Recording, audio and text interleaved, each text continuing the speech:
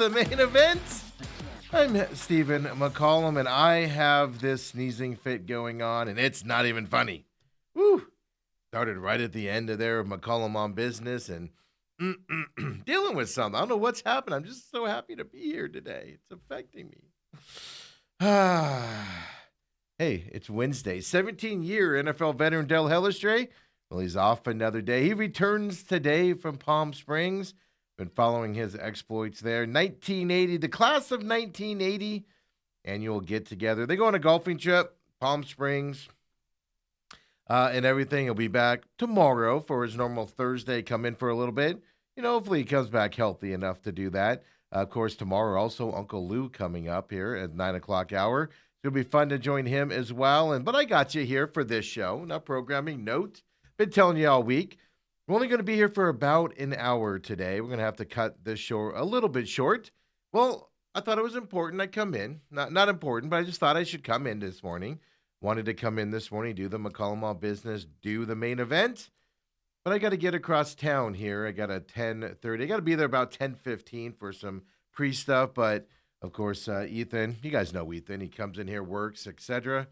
Well, he's graduating here in about a month, and he's got some ROTC. It's the end of the year award ceremony for ROTC over there at Queen Creek High School.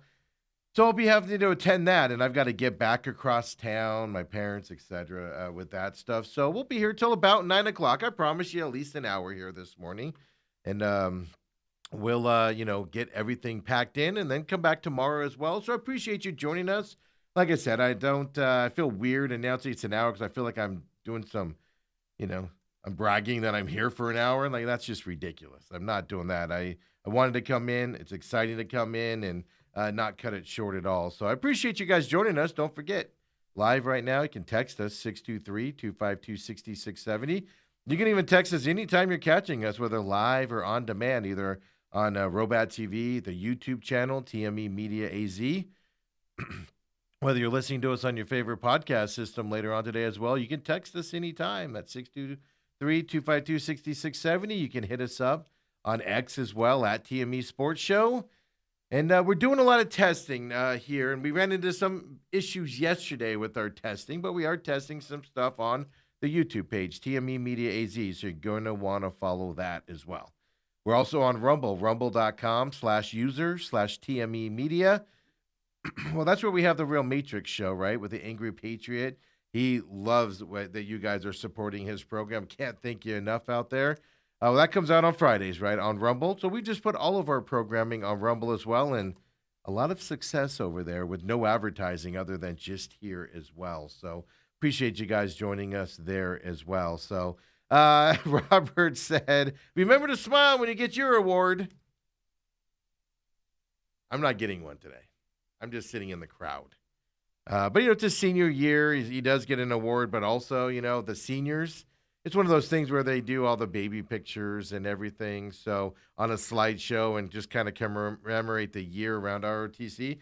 Being a senior now, his pictures are up there, and he's a little nervous about what pictures we gave him. So we're going to have some fun with that here today as well. So good morning, Robert. Good morning, Papa Mike, of course, and everybody catching us out there as well. Robert, Mike says, smile. Robert, come on. You're asking for way too much from Steven.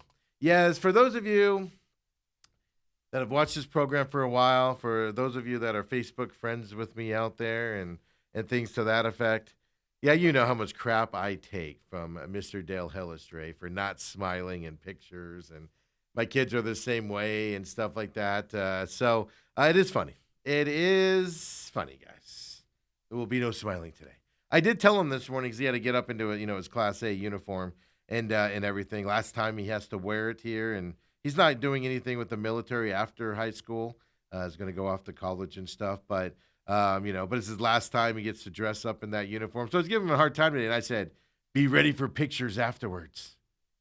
Because, of course, his mom's going. She took the day off. She's going. His grandmother, his mom's going. My parents are going. So I was like, you better be ready for pictures. None of this nonsense with the pictures afterwards. So I had to have that talk with him yesterday afternoon and this morning. So those are the talks we have in my family. Better be ready for some pictures. It'll be an exciting day out there, but we appreciate you guys tuning in, of course, for the short show here as well. And it's funny, like I told you guys earlier, like we're doing a lot of testing on putting the show out, where we're putting it out at, stuff to that. Some of you, of course, have found it. Thank you very much for that. We're not advertising it because we're testing some stuff out. We learned something yesterday with the pit stop, folks, and this is why we're doing the testing before we do full out launches and stuff like that as well. Autumn chimes in. Wish I could go. I need pictures. Well, I'll share the pictures with you. Jeesh. you know, you'll see the pictures, I'm sure. We found out some stuff, right? Like we're trying to figure out what we can post, what videos we can show, because there's a different rule between live and on demand. Like for instance, on the pit stop last night, which is up this week. We did it on Tuesday instead of normal Wednesday here because of my day. So that's why we're doing all this testing. So yesterday, live, we got kind of yelled at, we'll put it that way, for one of the videos we posted yesterday on the pit stop. It shut down the feed for like 6 minutes, and then it came back up, of course. So we're that. But then when we went to put it up, because we're testing it. That's why I showed you the hockey video earlier this week, the Mason Miller video yesterday. I did all that. We're just testing what can be put up live, what'll take it down, what won't, etc. Well, in the pit stop, they just put up this big old black box that said, copyright. It's like 6 minutes, and then the feed came back up again. The video wasn't 6 minutes. They just shut it down for that long, etc. That's the stuff we're testing here. So just a heads up here. If I throw something up there and the feed goes down for a few, just hang with it. It'll come back up. But we're just testing it. But then when we put the pit stop up on demand, none of those restrictions are there because there's different live rules compared to non-live rules. So we're just trying to learn the system and the algorithms, and it's a lot of fun here as well. And we appreciate you guys finding us there as well. Of course, follow us at TME Media AZ, folks. Kind of catch on to what we're talking about there as well. But, hey, Suns are out of it. They had their postseason press conferences yesterday. I heard a lot of Brooks conversation. I heard some Devin Booker yesterday. I did not get through all of those. There's some interesting stuff, right? This roster in the Suns is going to change over. We talked about it yesterday with Bruce Cooper and some other things like that and everything. But I did not get through it all. Relatively good comments. This roster is going to turn over. Brooks is going to be a part of the future. Devin Booker is going to be part of the future as well. Things to that effect. So, we'll pay attention to that here over the next couple of days as the Suns wrapped up. But we'll get you updated on the playoff bracket. Spurs won last night, closed out that series as well. Then we finally got the anti-tanking proposal from the NBA. It's confusing as all heck. I'll do my best to make it make sense out there. I read like 7 different news articles on it. ESPN, The Athletic, Sporting News, CBS Sports, Yahoo. Only one of them made sense to me. So I'll try to make sense of it for you today as well. Of course, NFL. Hey, I got next year's mock draft ready for you guys. No, first of all, Mel Kiper has his out yesterday, and I have no desire to watch it. I was more curious on what quarterbacks they have ranked high in this going into it. But while I'm doing that, well, The Athletic put out the round 2 and round 3 grades of the draft. Round 2, I'll just tell you, they gave an A- for that pick. Baronis there. They gave him an A-. I was interested in the round 3 pick of Carson Beck because you guys know over the last couple of days I've been telling you my vision of Carson Beck. I'm not saying it's going to work out. Let's be clear about this. But I'm telling you what the Cardinals are going to do with Carson Beck. The Bo Nix model. They're going to throw him out there to the Wolves. He's got the pedigree. He's got the experience. He's got the throwing abilities. Not highly thought of. Similar college experience as Bo Nix as well. Right? Started in the SEC. Has won a lot there. Moved on to Oregon for Bo Nix. Started in the SEC at Georgia. Was back up there. Got beat out by Stetson Bennett. If I say his name right.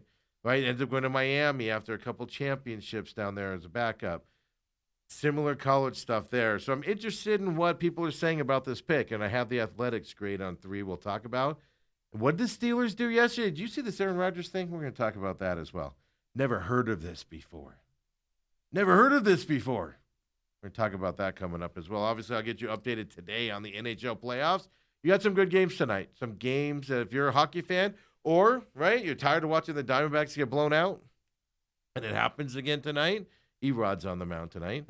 Tune over and watch some of these hockey games. You're going to have some fun, most likely, with a couple of these games tonight as well coming up there. Of course, Diamondbacks' big loss last night. Is it time to be concerned about Merrill Kelly?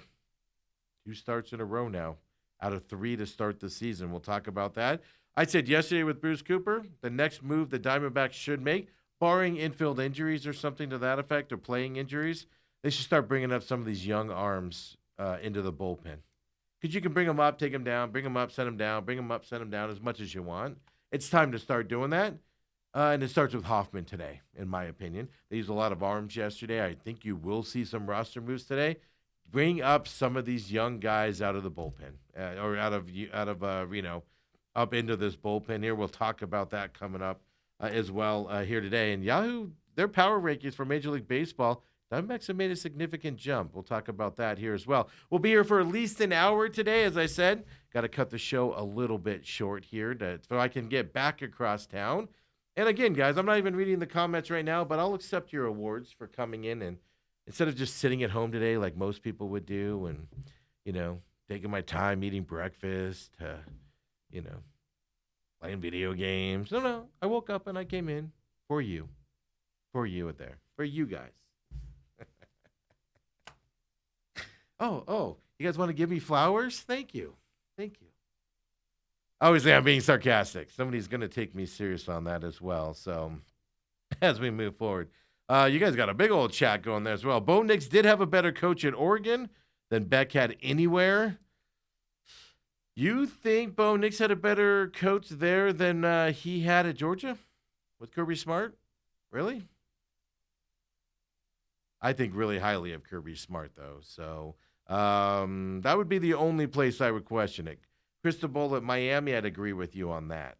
But at Georgia, are you sure? You might be right. I didn't put any thought into the coaching staff there. I tend to go towards Kirby Smart there at Georgia over Oregon as well. So that's what we deal with there. So interesting. Well, let's get into the into the NBA stuff here as well, because I'm going to confuse you as we start the show here. That's all I'm going to tell you. Let's get off and get confusing right now. Don't forget, text us 623-252-6670, X at TME Sports Show. Give us a follow there as well. Follow us at TME Media AZ on YouTube as well as TME Media on X, folks. It's important you follow the parent company for announcements and things to that effect around our shows and what's coming up, etc. But I digress. Let's get into this confusion first. Let's start it off. Let's make our heads hurt early here. Some math might be involved. So I'm just warning you guys up front. Some math might be involved. The NBA is calling it the 3-2-1 lottery is what they're officially calling this. Yes, folks, a professional league worth billions of dollars has to come out with an anti-tanking measure. We talked about it several weeks ago. I brought up the fact that I noticed there's a winning culture in the NBA and there's a losing culture in the NBA. There is literally nothing in between. The guys in the play-in on East and the West, the guys that make the play-in game and above all want to win, and they're trying to win. Everybody that missed the play-in games want to lose. They want nothing to do with winning. They're all trying to tank. We pointed that out here 3 weeks ago, a month ago or so, that's what the NBA is facing. That's literally the league. Nine, maybe 10 teams that actually are trying to win. 4 or 5 teams that just have no desire to win. Not that they can't. Zero desire to win. They want to lose. So now a $1 billion sports entity has to come out with the anti-tanking measures. And they've had a bunch of plans out there they floated, and like I said, this 3-2-1 lottery system is what they have now settled on to stop the tank, if you'll call it that way. Okay. Here's how they're going to do it. They're going to expand the draft lottery now. Yeah. They're going to expand it. They're going to put more teams in the draft lottery. Because now if you make the play-in game, you're not in the draft lottery.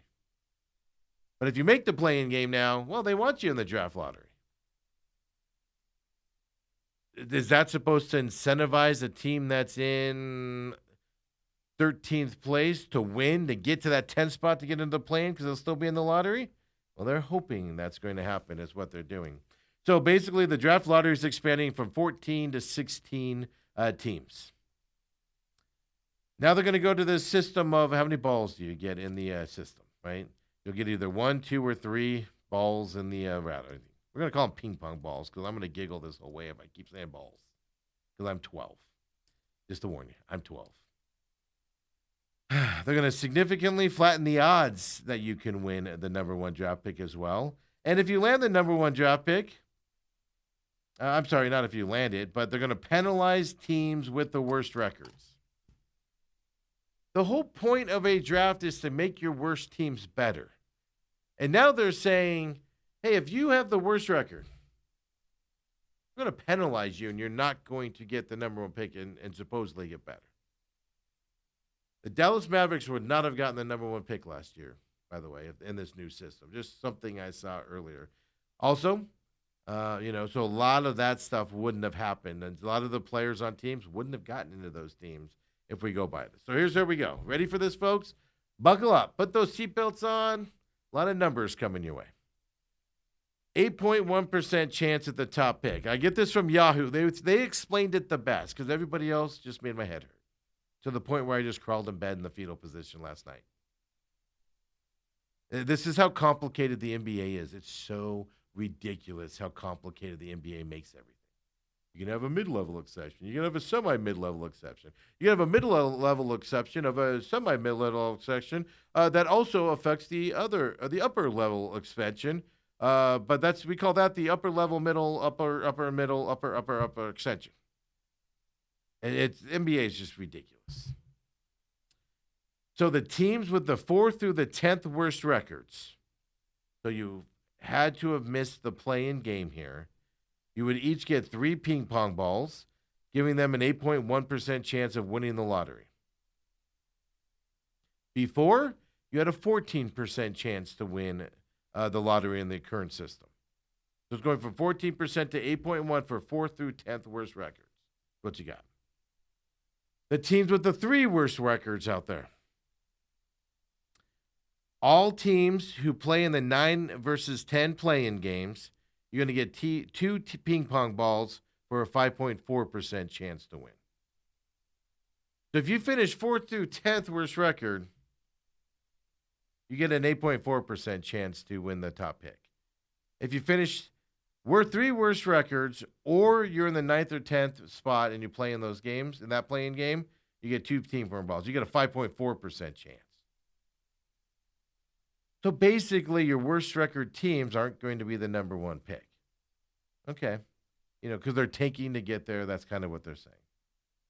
The 2 losing teams in each 7 versus 8 play-in game would get just 1 ping pong ball. They'll have a 2.7% chance to win the lottery and get the number 1 pick. The winners of the 7-8 play-in would not be in the play-in. So basically, you get into the playoffs, 1 through 8 seed, no play-in lottery.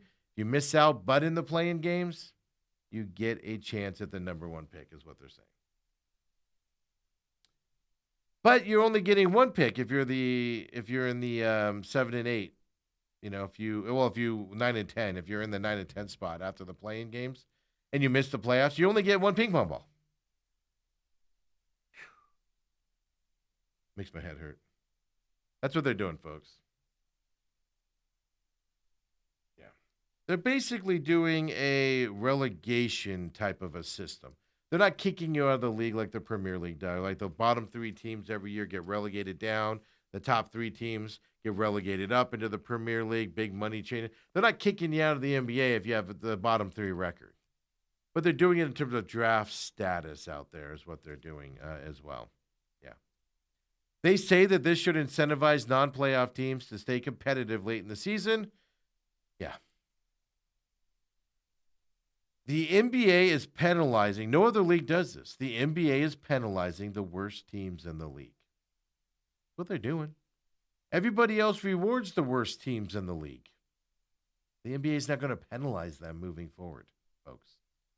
Yeah. You also are now not able. You're not able to win the lottery in back-to-back seasons. No longer possible. You cannot go like who was that? The 76ers, I think it was. We had like 7 number one picks in a row. It feels like it was a lot, but it feels like you can't do that anymore. You cannot win the lottery 2 years in a row. So if you win it this year, can't win it next year, for instance, and stuff like that. Yeah. You also winning of a top. You cannot have a top 5 pick in 3 consecutive seasons either. You cannot do that. So if you're like the Jazz, where you just suck every year, best owner in sports, you suck every year. Well, you eventually can't have those top 5 picks anymore. They'll just rank you out, and you get something higher moving forward in 3 consecutive years. Is what they also implemented. I think that's more of the implementation than you know doing the other stuff they're doing. I think is the bigger deal as well. So here's the problem. Like I said, San Antonio. Well, they would not have been able to draft Victor Wembanyama. He was number 1 in 2023. Stephon Castle was number 4 in 2024. Dylan Harper was number 2 in 2025. They wouldn't have been able to draft all 3 of those guys with this proposal. Obviously, the Spurs wouldn't be what they are today without those 3 guys on that team as well. So, yeah. So this is going to pass. It has the support of the majority of teams, at least as of yesterday that I saw as well. They could do some minor modifications to it and everything like that. It's going to start with the 2027 NBA draft. So we got a year to go before it starts. All right. Did I make your head hurt with the math stuff here to start the show? My head's going to explode. Stupid. Penalize first league to penalize the worst teams in the league. You need to incentivize the worst teams in the league to get better. I would have rather seen him do something like, well, you're dealing with big money though. Incentivize them where, hey, if you get the number 1 pick, if you have the worst record in the league this year, next year you finish in a playing game scenario, you get X amount of bonus, or you get this much relief from your payroll. Incentivize them that way to get better, and find a way to incentivize these teams to get better instead of punishing the bad teams out there. I just don't. It's just a ridiculous thing. I don't get it. It makes my head hurt. It does. So sorry to do that, but I wanted to get it away early. That's a big 4 league, folks. $1 billion entity has to have a "we don't want you to suck as bad as you do" law starting next year. It is a ridiculous notion. And that tells you the state of the NBA today, folks. It really does out there. The Suns, as I said, did a lot of multimedia stuff yesterday. I saw Dillon Brooks, saw a couple other players. I did not get to delve into them as much as I wanted to, so we'll take a look at those, see if anything's said. Dillon Brooks, he's going to be part of this team, loves this team, loves this city as well. It's interesting seeing his reaction to the way he's received here in the Valley. And the Valley, let's face it, the Valley likes guys like Dillon Brooks, the hardworking, put your nose down type of player. So it was fun to listen to him a little bit yesterday. But then we got the playoff brackets out there. I know, Suns fans, sorry, got to do this to you again. Throw up that playoff bracket for me here as we wrap up the NBA talk here on this Wednesday, this shortened show here on Wednesday. The NBA playoff bracket, it's pretty simple. Spurs won that series yesterday over the Timberwolves last night as well. Let me pull it up on my computer since Kobe's having a problem throwing it up there for some reason. No big deal. So I got to cheat here. Oh, there we go. It was hard for me to cheat when I wasn't up there. Spurs over the Timberwolves, or over the Trailblazers yesterday, knocked them out of the series. Did you see Wemby's block at the end of the game, like over the backboard? And whew, man, to be that tall would be amazing. Timberwolves Nuggets, well, they're tomorrow here as well. Now, this is going to be interesting because Bruce brought it up yesterday. I do not give the Nuggets much of a chance to win 3 in a row. They're down 3-2 right now. I just don't. To win, 3 games in a row, but it'll essentially have to be. Obviously, 2 more. I just don't think they can do it. But then Anthony Edwards is going to be out in this series. The 0 for the Timberwolves, I just forgot his name. He's out for the series and for longer with his injury out there, Achilles tear. Timberwolves have 2 guys that are instrumental to their team. If somebody's going to come back and win this series down 3-2 right now, down 3-1 originally, it's going to be the Nuggets. Now I'm just going to sit back. I don't care who wins this series. I think the Spurs are going to win the next round. But this is going to be fascinating to see if the Nuggets can come back and win this series in 7. Something worth watching as well. Lakers Rockets are tonight. I do think the Lakers will close out the Rockets tonight, especially if they get their injured players back as well. At least one of their injured players back tonight. Lakers should close out the Rockets tonight, and then of course face the Thunder. It doesn't matter who they play. The Thunder's winning that series, and I'm looking forward to the Western Conference Finals if it does become Thunder Spurs. That's my dream scenario to watch there. Here's the other problem though: Nuggets and Timberwolves. Both the Nuggets and the Timberwolves beat the Spurs overall in their series. Timberwolves, I believe, were 2-1 this year against the Spurs. The Nuggets were 3-1 against the Spurs this year, if I remember correctly. But they both have winning records during the Spurs. I'm not saying it's going to be an easy series for the Spurs to get past the Nuggets Timberwolves at all. I'm not saying that, but if that goes to 7 games, obviously the Spurs are going to be rested. And I expect a fresher team to advance at that point from that perspective as well. Over in the East, Detroit and Magic, and I'm not sure Detroit's winning this series. Now, the Magic and Bruce Cooper brought this up yesterday. The Magic aren't your prototypical 8 seed. They're better than an 8 seed. They had a lot of injuries. They struggled, but they're up 3-1 over the Pistons. They play tonight. Can the Pistons stay alive tonight? Or do the Magic knock them off here as well? This is a bad matchup for the Pistons. The Pistons only won game 2 because they made a defensive change late in that game that worked out for them. Other than that, this series has been all Orlando Magic in my eyes.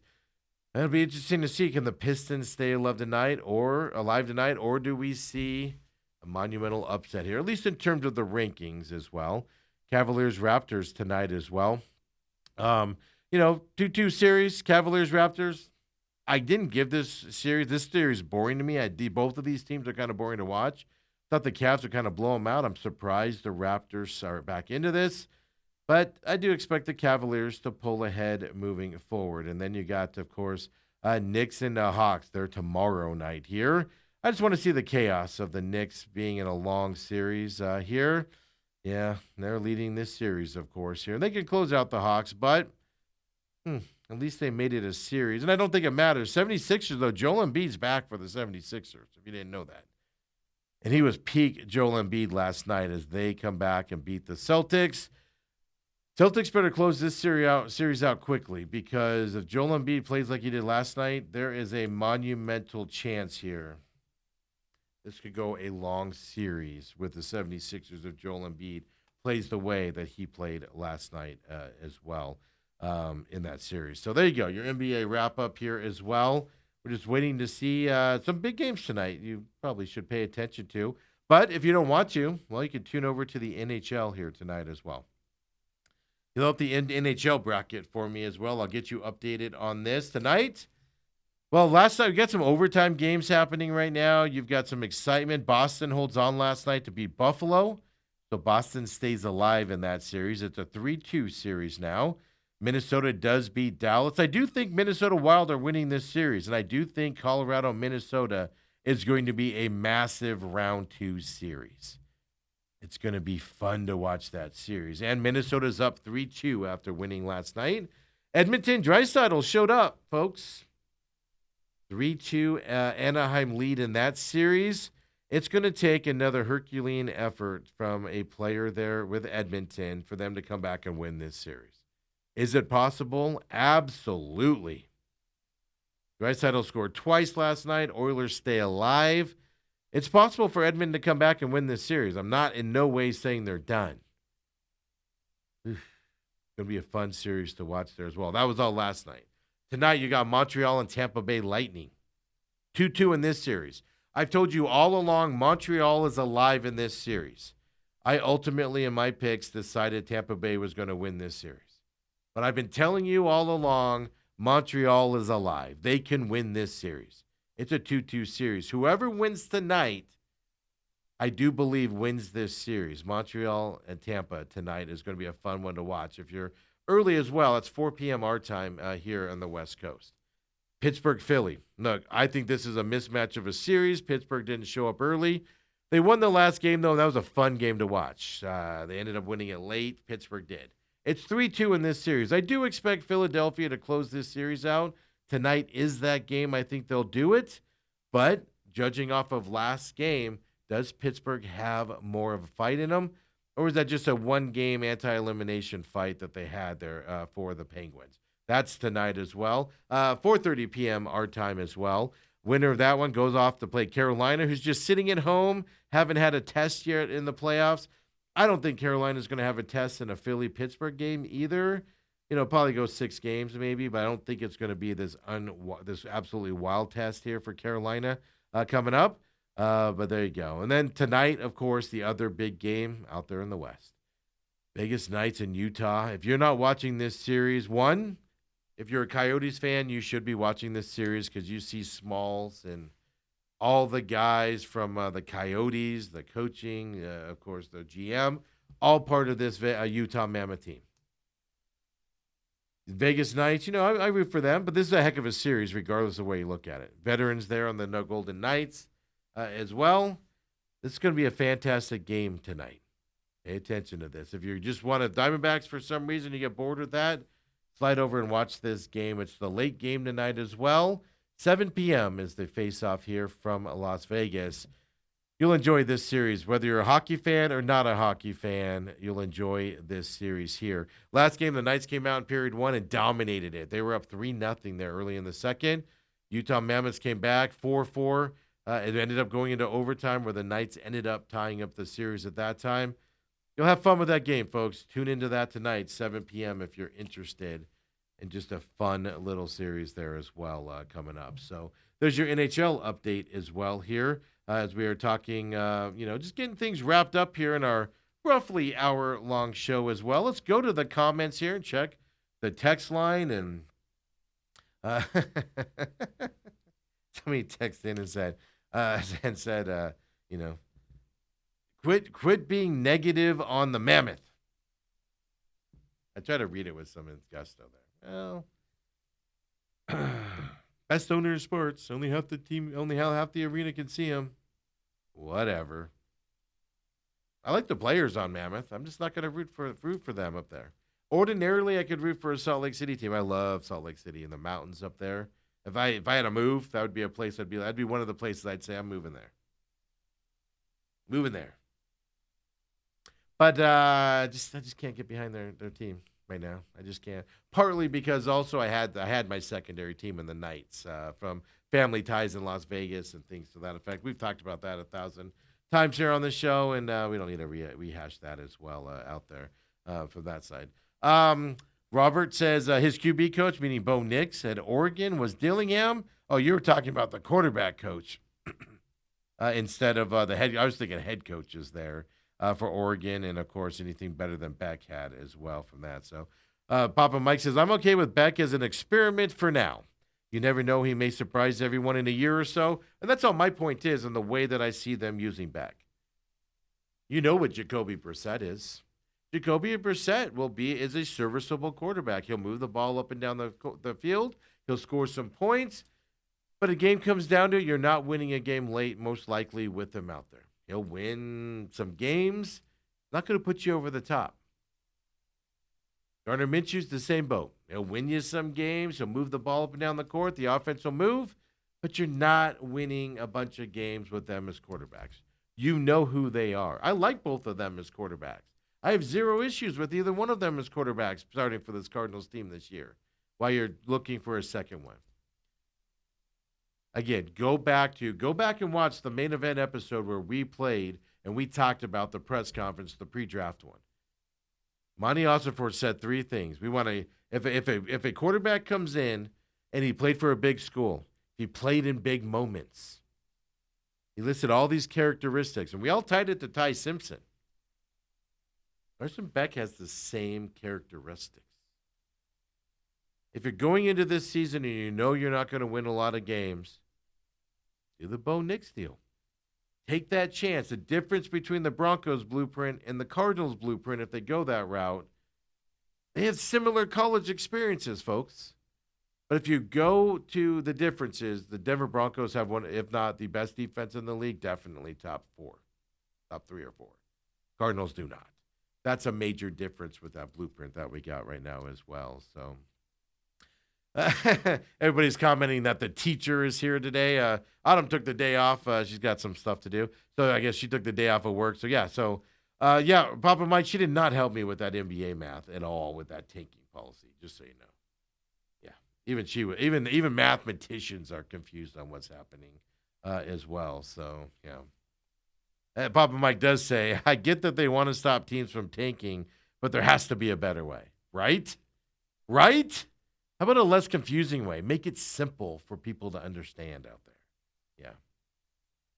Yeah. And he also says, can't win the lottery 2 years in a row now. Now they're just trying to convince us that it isn't rigged. Oh, no. The NBA draft is rigged. Forget about the olden days with Patrick Ewing and the cold envelope and all those rumors. Forget about those rumors. You want to go to present day?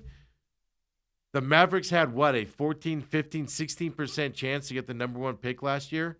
And they get it? With the young stud generational changing player and Cooper Flagg sitting there to be drafted? Yeah. Tell me it's not rigged. I jokingly joke around about conspiracy theories and stuff like that. Folks, that is one that I can firmly get behind. The NBA, call it rigged, call it what you want. The NBA does suspect things with their draft lottery. Period, end of story. Period, end of story. Look at last year. The payback to the Mavericks for trading Luka to the Lakers and making the Lakers good again was simply, you'll get the number one pick this year. Conspiracy Steve just showed up, folks.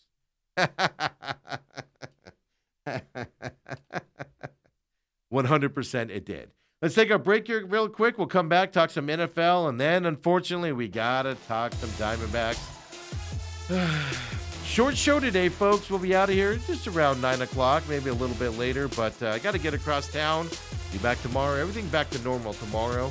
I appreciate you guys adjusting here with the stuff we got going on here today. But hey, let's come on back. Wrap it up strong. Come on back. The main event.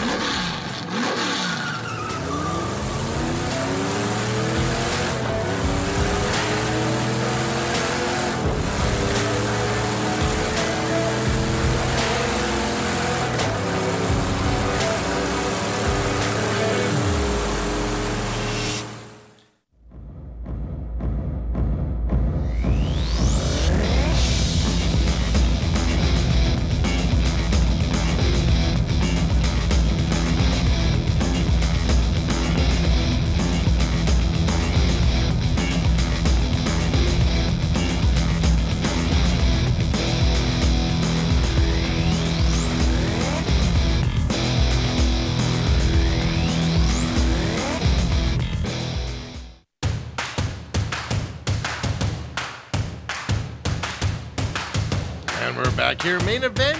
I'm your humble host, Stephen McCollum. Dale Hellestrae is scheduled to come back tomorrow after his 1980s graduation.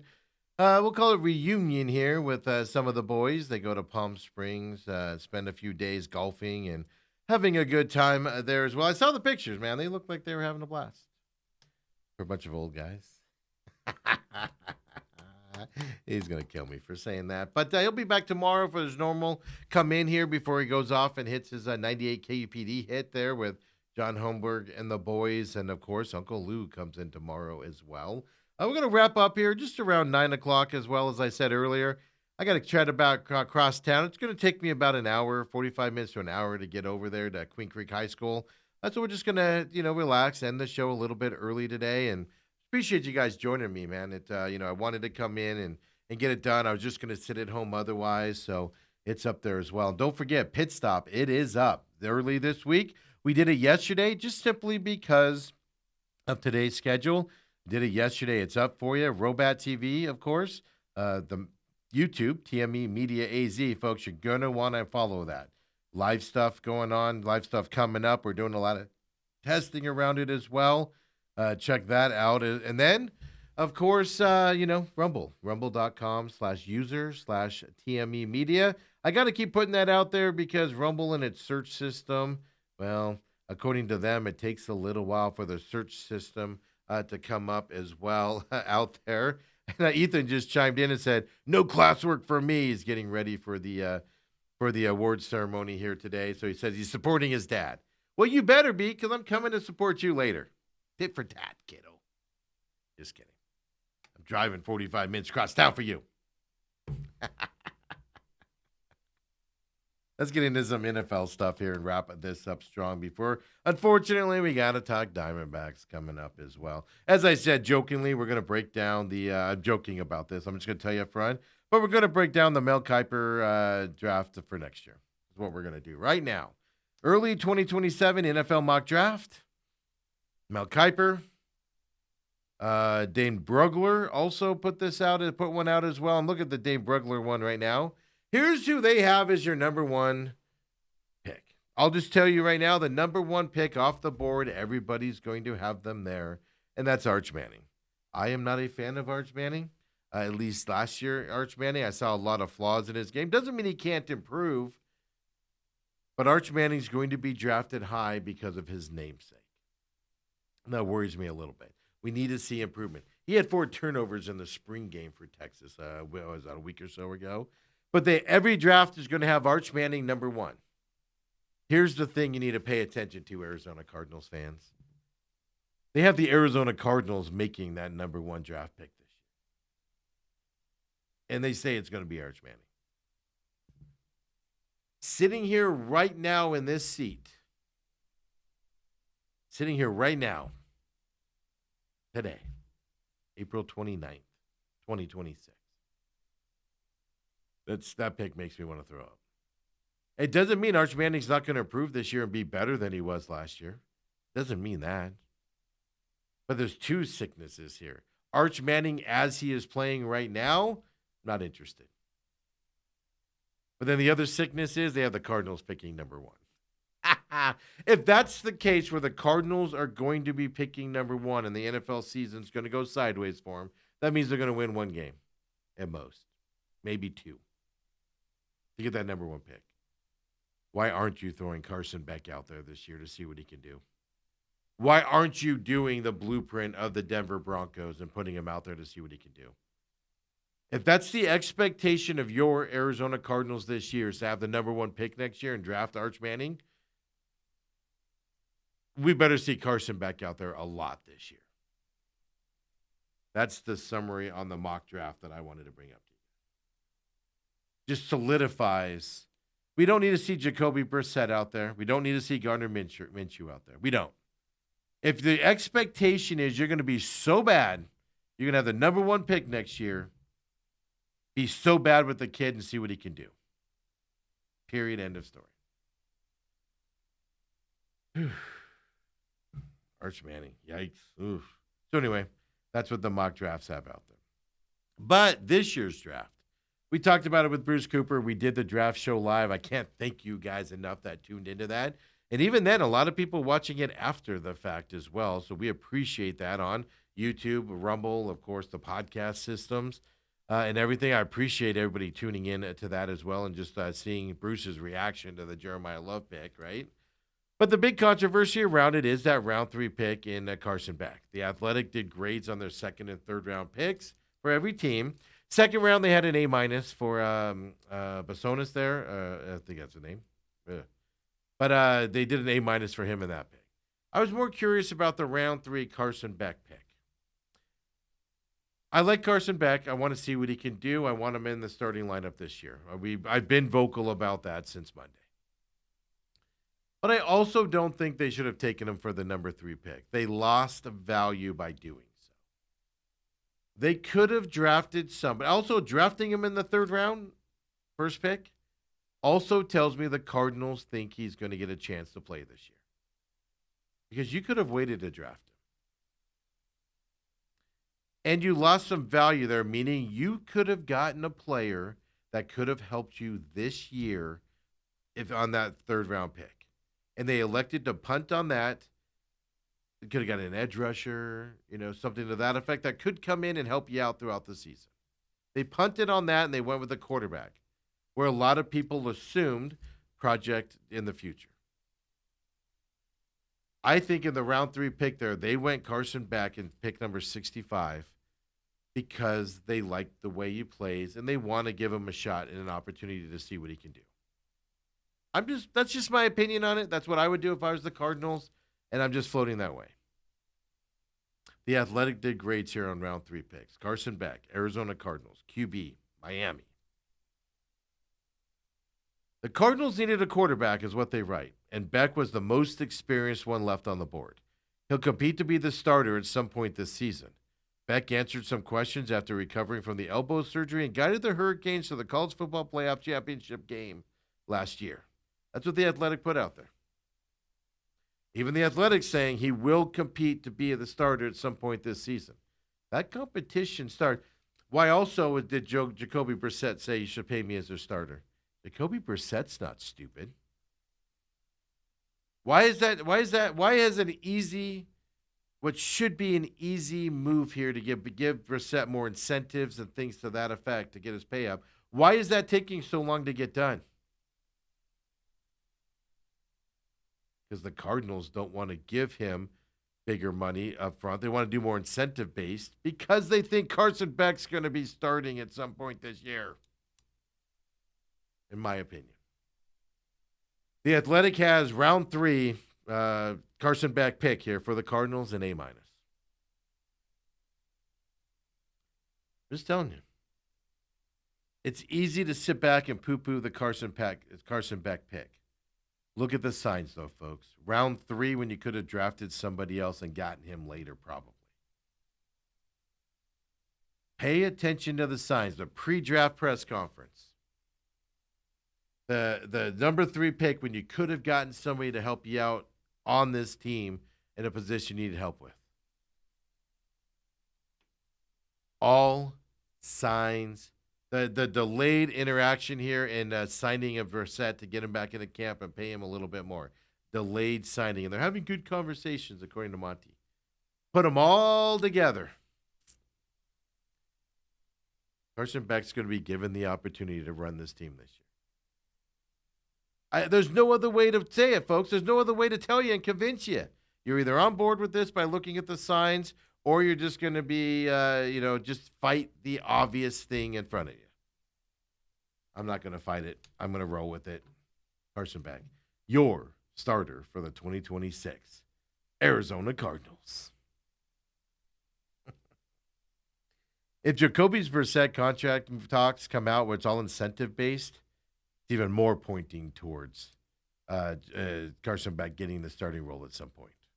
Because obviously, if you don't hit certain extent, certain goals, you're not going to get baited. So the Cardinals are like, well, if you play a lot, we'll get there, but you ain't playing a lot, so we don't have to pay you this. Another thing to pay attention to as well. Really quick on the NFL, just to wrap this up, get to the Diamondbacks here. Is a shortened show today, as you guys know. I've said it multiple times. I hate to repeat myself. I'm just letting people know because I do see on Robat TV, of course, TME Media AZ as well for that YouTube page. I do see people joining us here that weren't on before, at least numbers. I don't get to see who it is, but I do see the numbers, on there and stuff. And shortened show today. It's fine. Nothing's wrong. I just have to get across town here for an award ceremony at Queen Creek High School. So I'm going to head over there afterwards. It's going to take me about 45 minutes, 50 minutes to get down there. Got to beat the crowds. That school's landlocked, hard to park there. I meet my parents, get up with them, all that stuff out there. Well, Mike does say, ooh, number one draft pick next season is not good, right? We're not talking about that mock draft from ESPN that has the Cardinals taking Arch Manning as the number 1 pick. He says, that's just wrong. Hopefully it doesn't happen. I'll go a step farther here. I don't think the Cardinals will have the number one pick if Carson Beck starts this year for a long several games. I'll put that bold prediction out here on April 29th as well. I'm not saying Carson Beck's going to come in and be an all-star. I'm not saying Carson. I equated Carson Beck before the draft as basically a Jacoby Brissett type player. He'll get his opportunity to start. He'll win you some games. I don't think he's going to take you to a Super Bowl. I don't think he's going to get you over that hump at all. All Lodge Brissett. He's going to have a long career in the league as a backup and with opportunities to play. He's going to move around a lot. Stuff to that effect. He's going to come in here and win some games, and he's going to come in and do some stuff. Other thing, just really quick here in terms of the NFL, what is this that the Steelers are doing? When I saw this yesterday, my initial reaction was the final caveat in this deal. Have you guys ever heard of this? The Steelers placed the right of first refusal tender on Aaron Rodgers yesterday. I'm sorry, what? What in the world is that? It's a tag that is rarely used. I've never heard of it before. I was actually watching some ESPN stuff and some national stuff. They were even like, what? Never heard of this thing. Basically, the Steelers can match any offer that Aaron Rodgers receives this offseason. He's guaranteed a percentage increase over his last year's salary. You know, it's like 10% or something to that effect. He doesn't have to report until training camp. So right before training camp.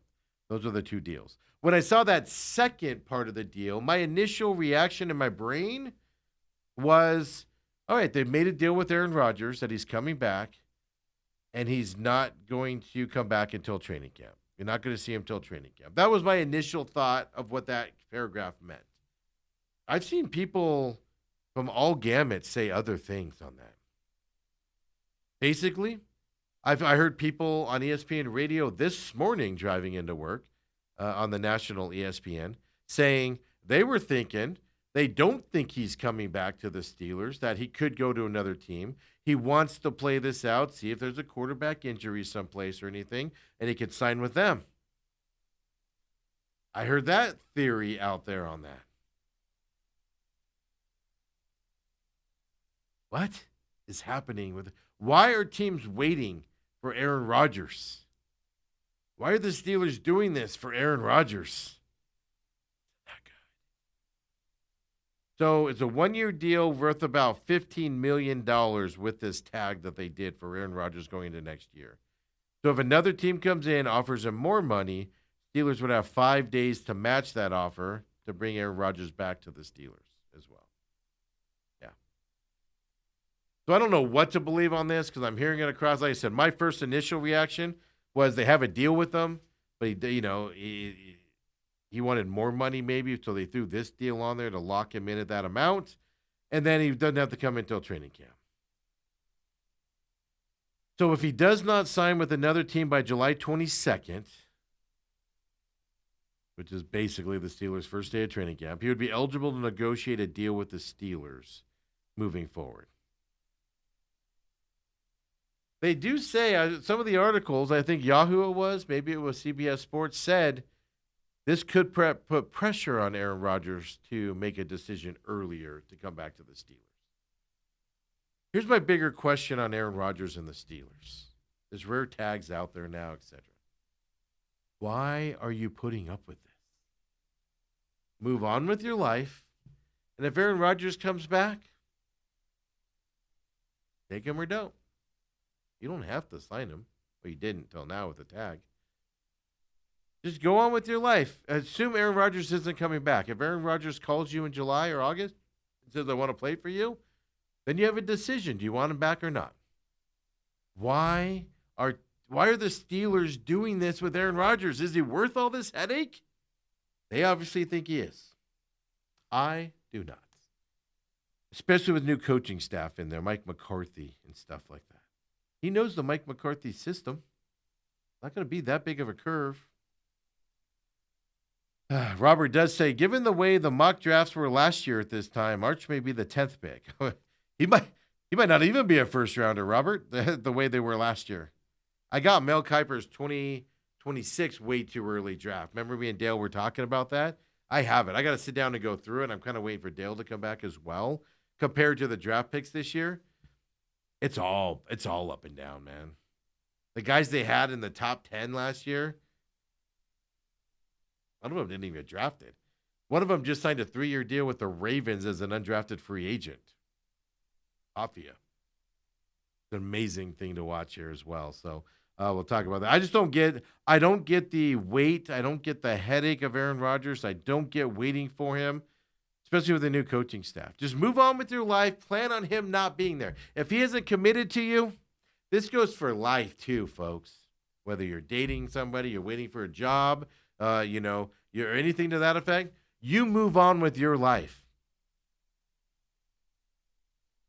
And then if that job or that boy or girl calls you eventually and says you're in there, then you've moved on and you have a decision to make if you want to accept them into your life or not. But don't sit around and wait and beg and beg and beg and beg. God, Aaron Rodgers drives me nuts. Hey, we'll wrap up the show with this short show today. If you don't know, if you haven't heard it yet, I see we've had some more people join us here as it's gone on. The short show today. I've got some personal stuff I got to go run over to do here and, support Ethan out there as well as he graduates here this year. But we'll be back tomorrow, regular shows tomorrow, Uncle Lou coming in, etc. If you didn't see the Bruce Cooper segment yesterday, you're going to want to check that out. Talk Suns. He was way disappointed with Jordan not in the Suns yesterday. And, of course, NFL Draft Talk, Diamondbacks. And Diamondbacks last night go to Milwaukee after that Mexico City trip, I should say. Lost 13-2 last night. Blowout City. I was running some. I went to dinner. Forgot the game was on. Turned the game on, and all I hear is from the radio broadcast of the Diamondbacks. Well, now that this game's out of hand, they're going to start throwing this stuff at it, meaning pitchers. And I didn't even know the score yet. And I go, well, this went out of hand quickly, and it was early too. It wasn't like it was late. It was the first few innings. And I was like, oh, it's already out of hand. Perfect. Merrill Kelly got hurt in the preseason, went on the IL, came back late. First game was good. Had a good first game pitching. Everybody expect him to have a good first game pitching. Second start, though, not good. Last outing was bad. Comes back yesterday, third outing, I guess, total. Second bad outing for him in a row. Merrill Kelly. His 13-2 loss. 5 innings pitched, gave up 5 earned runs, 6 hits, 5 walks, 1 strikeout, and, of course, the 1 home run. He's got a 9.20 ERA right now. Merrill Kelly. Your workhorse pitcher that you were counting on at that point. We basically, I'll put it this way. We basically replaced Pfaadt in the starting lineup with Brandon Pfaadt in the starting lineup. Merrill Kelly in these last 2 outings just hasn't been Merrill Kelly. Coming back from injury, first game back, adrenaline's going. He has a good outing. Struggles these last 2. Something that you should be concerned about with Merrill Kelly. Do you expect him to turn around? You do. Here's the other side of it, though. Yesterday when Bruce Cooper was here, I said the Diamondbacks need to start looking at bringing up some of these young arms in Reno or the Sod Poodles, whichever one, and bringing them up into this bullpen for arms. You know, they DFA'd a reliever, I forget who it was, earlier this year already. Why is Hoffman still pitching for this team? Why? He shouldn't be given these opportunities. 8 earned runs yesterday. No, not all his fault. Third of an inning. He's had several bad outings. 8.49 ERA. As a reliever, a starter can have a 9 ERA with a couple bad outings. A reliever cannot have a 8.49 ERA, folks. When you're pitching an inning at a time, it's never coming down. You will, I believe you will see. I saw, my favorite stuff. Sports Illustrated on D-backs. Jack Summers and his that group, not his group, but that group. They're my favorite baseball follow. They're my favorite baseball read. I saw them saying they expect to see some roster moves today to help out that bullpen. I expect you're going to as well. You know, McCann came into the game again last night. His ERA is all the way down to a 15, folks. This is multiple, 3 games now you've had your catcher go out and pitch to wrap up a game. It's not good in this day and age. You need arms in this bullpen. Everybody else was good. Thompson, Clark, McCann was even good. Now his ERA is down to 15. He's getting it respectable. He got lit up that first one. What do you have, a 45 ERA or something like that? 60 ERA, something ridiculous like that? Start bringing up some of these arms from the minor leagues. I believe that starts today. Oh, I can't remember his name. I had it this morning. I was like, I'll remember his name. I was thinking about it. The kid you got in the trade down there in Reno, hurling the ball like crazy. Give these little kids out. Get these young kids up here. Get a taste of the big leagues in these games. Can't be any worse than Hoffman is out there, can he? Game 2 today. Brewers are favored in this game tonight. 4:40 p.m. first pitch. And then we got nothing but early day games for the Diamondbacks after today. Tomorrow's an early day game there in Milwaukee. Then they go to the Cubs, all 3 day games for the Cubs, early day games for the Cubs. So we got day games coming up for the Diamondbacks. 4:40 p.m. today. Erod. Brendan Sprout, I believe, is his name for Milwaukee. Milwaukee's favored in this game today, folks. Erod needs to come out, and Erod needs to do what he does, get the Diamondbacks into the win here today so they can go and possibly win the series tomorrow again and keep that streak going. Because, look, they're getting blown out at times, but they've won every series except for 2. Excuse me, except for 3. They lost to the White Sox. They lost to the Dodgers to begin the season. And now then they tied the Padres there in Mexico City. You can keep getting blown out 13-2, but me and Bruce Cooper talked about it yesterday. If you didn't hear that segment, it's up in the interview section at Rumble on the podcast as well as on YouTube as well. We talked about it. The starting pitching on the Diamondbacks is starting to waver a little bit. Giving up a lot of stuff early in a game. Getting hit hard, giving up a lot of runs early in this game. Now the Brewers only scored 1 run in the first 2 innings. 4th and 5th, they scored 2 runs in the 4th, 2 runs in the 5th, and then, of course, Hoffman came in. They gave up the 8th at that point. The starting pitching is starting to falter a little bit. Start getting these bullpen arms ready for some stuff. Brennan Pfaadt, right? He came in for a long relief, 4 earned runs. I think it was Saturday, if I remember correctly. You need these guys to come up here, get a taste of it. Young guys come out here, do what they do. And if just up, down, send them up, down. Get this bullpen in line here because your starting pitching is starting to worry me a little bit if you're the Diamondbacks. They come up 4:40 today. Let's see what happens today. They're in Milwaukee. Diamondbacks should win this game tonight. Get the right lineup in there. Perdomo's ankle says it's feeling a lot better. So when will we see him back in the lineup?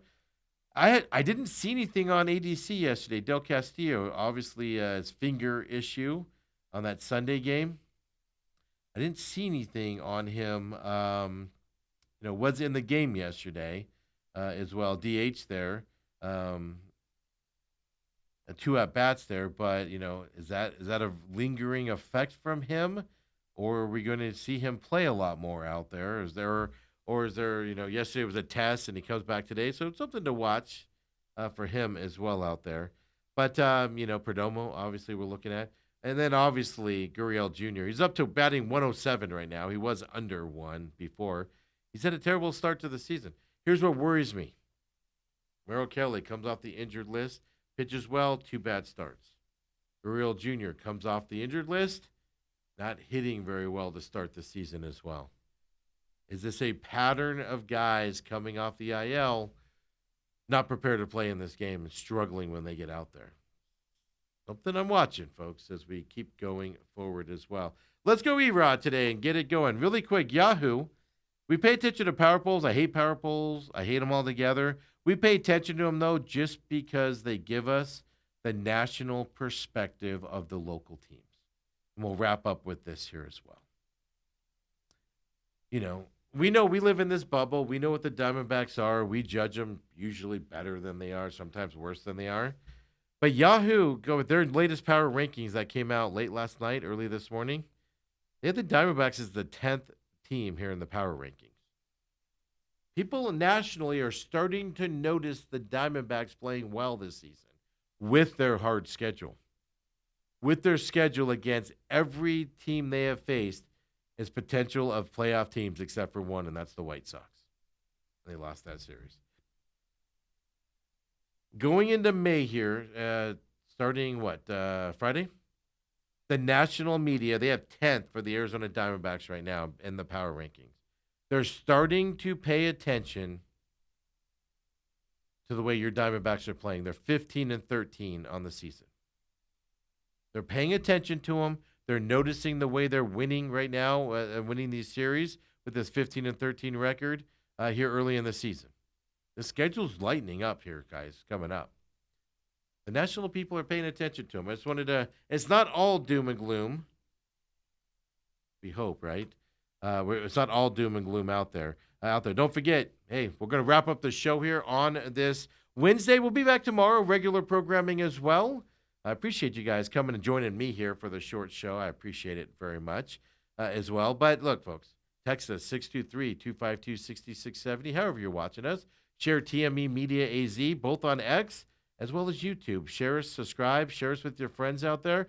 Let them see the program that we have out there. And if you go to Rumble, for those of you that don't like YouTube, we're actually shockingly having, I'm surprised by this, to be honest with you. We're having more success over at Rumble than we do at YouTube, actually. But also, we got the full episodes of The Real Matrix over on Rumble as well. Rumble.com/user/TME Media. Like, subscribe them, gets us out there into the world so other people can find us. And, of course, here at Robat TV as well, folks. We appreciate you guys joining us as well with all the Park University sports there that are fun to watch and everything. Well, I appreciate you joining me here. I'll be back tomorrow. Short show. I don't know what to do with myself now. I'm going to wander around aimlessly for the next. Well, I'm going to drive for 45, 50 minutes first. And then I'm just going to wander around aimlessly. Done with work early today. Pit Stop's up, too. Don't forget about that on all your favorite platforms. Just also your favorite podcast system as well for that, folks. We'll see you tomorrow morning. McCollum on Business at 7. The main event, 8 to 10. Dale Hillestray should be back tomorrow. He makes it back into town all right. Feeling well after just so much fun and excitement. You know, at his age, it might get a little tuckered out with how much fun he just had. Oh, it's golfing. Uncle Lou tomorrow as well. See you then, folks. Have a great one.